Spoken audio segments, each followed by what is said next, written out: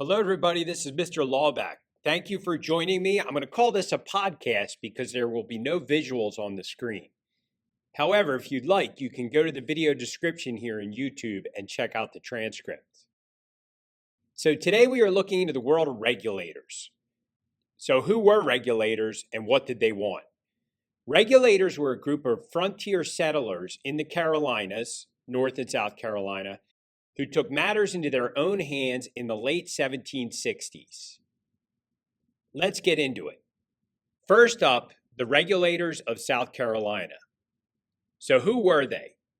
Picture this. You're living in the backcountry, far from well-established coastal cities, and you've got bandits, land disputes, and zero law enforcement.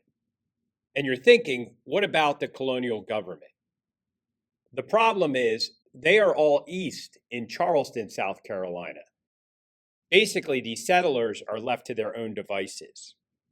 Now, the Regulators of South Carolina were mostly farmers and frontier folk who organized to bring order to their world. What did they want? Well, there were a few things. Number one, they wanted local courts because trekking all the way to Charleston for justice was simply not practical. Number two, they wanted more representation.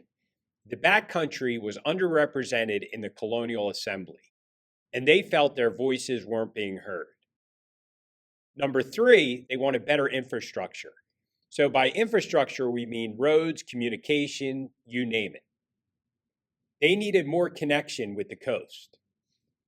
In 1769, they achieved some success, like getting circuit courts established in the backcountry, which helped restore law and order. Overall, the South Carolina regulators managed to create a system that worked for them without too much bloodshed. Now let's head up to North Carolina, where a different set of regulators emerged with similar but more intense demands. Here, it wasn't just about law and order. It was about economic justice and political corruption. The North Carolina regulators, also backcountry farmers, were fed up with high taxes and corrupt sheriffs. Local officials were lining their pockets at the expense of hardworking settlers. Sound familiar? It was a classic case of elites versus the common folk. The North Carolina regulators wanted a couple of things. Number one, they wanted fair taxes. They felt overburdened by high taxes that were often unfairly enforced and collected. Number two, they wanted an end to corruption. Sheriffs and tax collectors were notorious for exploiting people in the backcountry. Number three, representation. Just like South Carolina, they wanted a voice in the government. So in the backcountry of North Carolina, tension grew. And things came to a head in May of 1771 at the Battle of the Alamace River. The regulators, fed up with years of injustice, took up arms against Governor William Tryon's militia.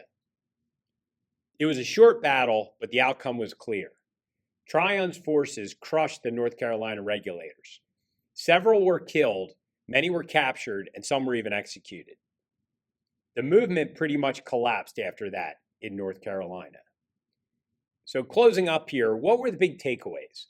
The regulator movements in both North and South Carolina show us the growing divide between the colonial elites and frontier settlers. These weren't just isolated protests. They were part of a larger story of American dissatisfaction with British rule and colonial government.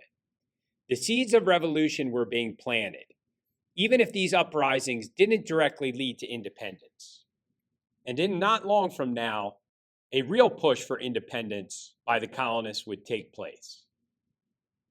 Thanks for tuning in. I hope you learned more about the regulators of North and South Carolina. Don't forget to check out the transcript of this podcast in the YouTube description. Have a great rest of the day.